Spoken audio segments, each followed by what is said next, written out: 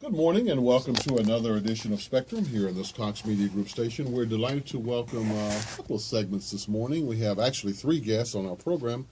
The first of which is Miss Rasheedah Sharif. Good morning. How are you? It's been a long time. Good morning, Dayle. How are you? Good. Glad to have you back here. Keep It Moving Empowerment Initiative for Teen Girls and Women. We are the change. That's what it says. What is Keep It Moving and why is it only for girls and women?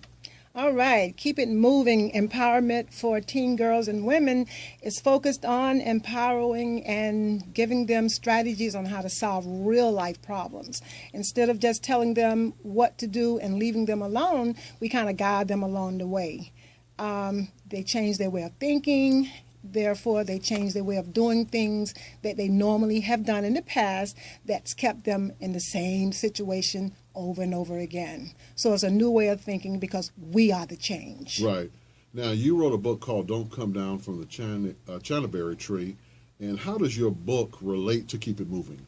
Well, the book Keep It Moving, the book Don't Come Down from the Chinaberry Tree and the Keep It Moving Empowerment Initiative is based on dealing with situations like domestic violence, bullying, substance abuse, and things of that nature. I find that today's generation, and especially girls, which is my main focus, they're suffering and they're going through the same type of challenges that I went through when I was a little girl and a teenager. And the book opens a dialogue to help them to understand that they're not alone and they never will be alone, and there's someone that's available to answer the questions and to help them to decipher out how to get through those type of situations that they're going through that their mothers don't know about and the teachers don't know about, and sometimes even the guidance counselors don't know about. Or maybe too afraid to talk about. They are afraid to talk about them, Dayle. They Right. really are. Now, before we review the presentation held at the C. Blythe Andrews Library a few days ago,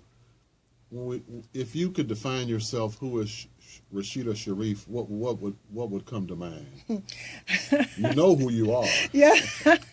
Well, I am. And not many people can say that they know Right. who they are. Yes. Because life is a journey. Yes, it is. And I do have a divine purpose. I really feel that. I'm a natural educator.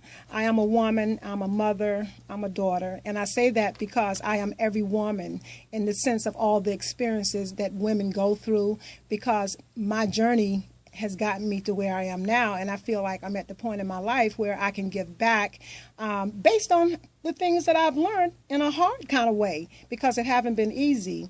And Could you say been there and done that? Been there and done that. Experienced that. Experienced that. Been through the bullying, been through the domestic violence, been through the teenage pregnancy, been through the raising the girls alone as a single parent, been through the crying nights with daughters not being as successful as they wanted to be in school, and nurturing them through the process. So my whole position now is to give back.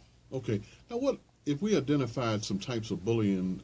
I mean, there's cyberbullying, there's one-on-one bullying. What types of bullying are there out there? Wow. Whew. I know that's a big question. Whew. I mean, it's so much. It is just so much. You have workplace bullying. You have text message bullying. You have the silent bullying that a lot of the educators are missing. A child, for example, can be sitting in the classroom and someone can be silently bullying that child, and the teacher will miss it because the teacher's attention will be on something else, but nevertheless it's taken place. And the child that's being bullied won't say anything, and if they do say anything, the first thing the teacher might say is that I didn't see anybody do anything to you, and then that child who is trying to tell will be labeled as a tattletale or be shut down, and they'll never say anything again. It's almost like, well, I could say it's about the body language. It's about the body language, the rolling the eyes, the sticking up the fingers, even the subtle spitting on someone as you're walking past them. There's all kind of little sneaky tactics that other kids do to harass and bully a child. And it can be so silent and so subtle that the authorities that the child is under won't even notice it. There is a correlation between domestic violence and bullying. They have some things in common. What are some of those signs and symptoms, if you will? All right. Whew, that's a loaded question, too. Domestic violence, as the word implies, starts in the home, and that child that's looking at the parent is being either beat on or the parent is either doing the beating, those children will go to school and exemplify that same behavior. For example, statistics have said, research have said that 9 times out of 10, if a little boy see his father or the male partner beating on a woman, he will more than likely pick up that same behavior. And the little girl that's seeing her mother being beat on will pick up that behavior. So there it is again. That boy or that girl will go to school and be a bully because they're picking up the same behavior. They're picking up the same patterns. So there's a clear delineation between a perpetrator and a victim. Exactly, absolutely. And the thing about it, Dayle, when you talk to those kids one-on-one, away from their little partners and everything that they're trying to impress, they will begin to break their walls down and tell you some of the issues that they're having. And once in a while, we can break through some barriers and they'll tell you some of the things that's going on in the home. You right. know? Mm-hmm. Now, on April 18th, you had a presentation at the C. Blythe Andrews Library. How did that go? Oh, my goodness. That was so well received. I was so honored and so humbled to see so many women and teen girls come out and ask their questions and discuss different situations that they're going through. And not only did we sit and discuss the things that was important to us, we began to learn and talk about problem solving, the whole process of problem solving. And everybody got directly involved with wanting to know those first steps to problem solving because the kids are not taught that in the school. Right. So there are problems and solutions. Mm-hmm. How many people were there approximately? About 17 people, okay. and the room was filled. Now, I mention that because sometimes it's not necessarily, you might have expected 37, you might have expected 27, but it starts one person at a time. Yes. And it's not necessarily the quantity of numbers, right. It's the quality yes. of what would you say afterwards or on an evaluation were some of the takeaways for the participants? One of the main takeaways was the problem-solving steps and tips that I left on a sheet of paper for them to take. And one of the takeaways was also some very important numbers that they can get in contact with if something is going on in their particular neighborhood that they want to address. Some of the politician's number, the school board number, you know, some of the numbers and some of the information and websites that they weren't familiar with that they have in their hands now as a tool, something to use. Because a lot of times you go to these motivational seminars and programs and everybody leave all fired up and happy and excited, and then after a couple of days they go away. But sometimes you need to give something in hand that they can use and continue to grow with and want to come back for more, because we need to be equipped with the right type of information to use to our benefit, not just wait till something happens and then all of a sudden get emotional and try to solve a situation or a problem under a lot of emotional turmoil. We need to prepare ourselves ahead of time. So that's what Keep It Moving is all about. It's about being real. Right. And how would you compare? I know you've been tweaking, I know you've been fine-tuning, trying to get it together in terms of making it more relevant. How is keeping it moving different from other programs? Well, Keep It Moving is an initiative. It's a plan of action. The one thing about Keep It Moving is because it's an initiative is every presentation that I'm facilitating and I go to in terms of presenting myself as a speaker, I'm leaving the participants something in hand as a plan of action, an action plan. That's the difference. I'm not leaving you with just a bunch of talk with information you already know about. You know, we know domestic violence is prevalent in our neighborhoods. We know that the kids in the school are getting bullied. We know that substance abuse is very plentiful in the street, and we know that neighborhood, but we know all these answers, but what are you going to do about it? You know, we need to map out some strategies and some things that we can actually start to do in a very little way, not heavy duty at the beginning, because you put too much on someone at one time, it becomes overwhelming and they let it go. So you start with one little thing at a time by prioritizing. For example, domestic violence was high on the list. I did a survey while we were there. I did a survey. Domestic violence came in first. The women and teen girls wanted more information and input about that. And then next in line was bullying, Dayle. And one thing that really touched my heart so much is that at least 2 of the young ladies that go to the high school came and told me they had been being bullied since 5th grade. And when you were on my show earlier, you had a young lady on there who talked about the young man that she was socially or romantically involved with at age 17. was bullying her. Yeah. What are you currently working on? Well, right now I am working on a second book, a follow-up, and I'm also working on my doctorate's degree in education, organizational leadership, because I really feel like I want to make a significant impact as far as curriculum is concerned as well, as far as putting different programs in the schools, and just, because a lot of alternative schools, the kids get put out of the regular schools and they get sent to the alternative schools, but a lot of the alternative schools don't have the type of programs to put the kids back on the right track in a real way, in a way that the child can identify with and say, okay, I can really use this.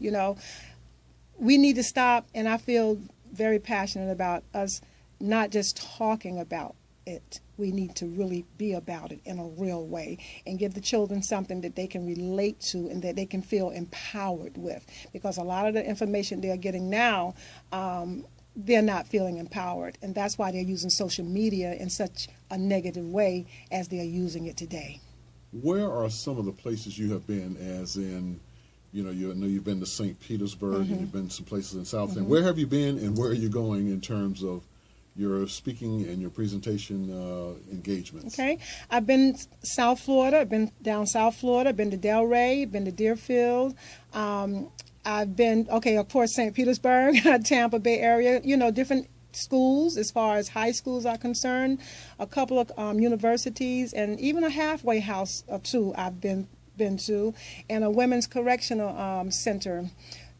But I want to really impact anywhere that there's a need, anywhere there's a need. And the high schools, the universities, anywhere that there are women, female, I don't like to use the term female, but anywhere there's young ladies being served in terms of the organizational status that they're in. Right. What's your next presentation? When and where will it be? It will be at the same library, C. Blythe Andrews Jr. on East Martin Luther King Boulevard in Tampa, and it's going to be May 16th from 1 to 3 o'clock p.m. 1 o'clock to 3 o'clock, and that's C. Blythe Andrews Library on East Martin Luther King Boulevard in Tampa. And that's at the intersection of 26th Street. Your contact information is www.RasheedahSharif.com. Yes. RasheedahSharif.com. Your phone number, may I give that? Of course. Okay, it's 850-339-4668. That's 850-339-4668. And where can people purchase your book?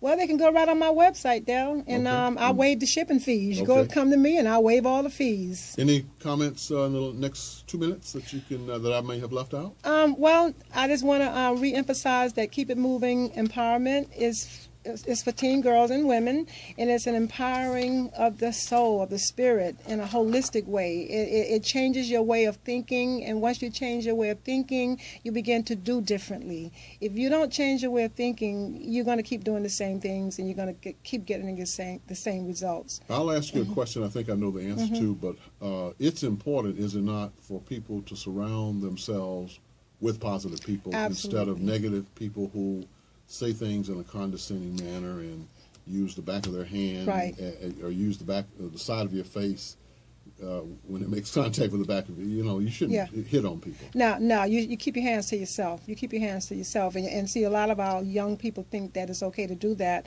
because they see it, and until they learn better, they see it on reality shows. They see it. Let me tell you, they see it on reality shows. They see it on the video. YouTube. Yes, exactly. So we have this mass media going on with social media. We need to learn how to use it to our advantage. Back in the day, we didn't have the social media and the mass media, and we were dying to have a voice in the world.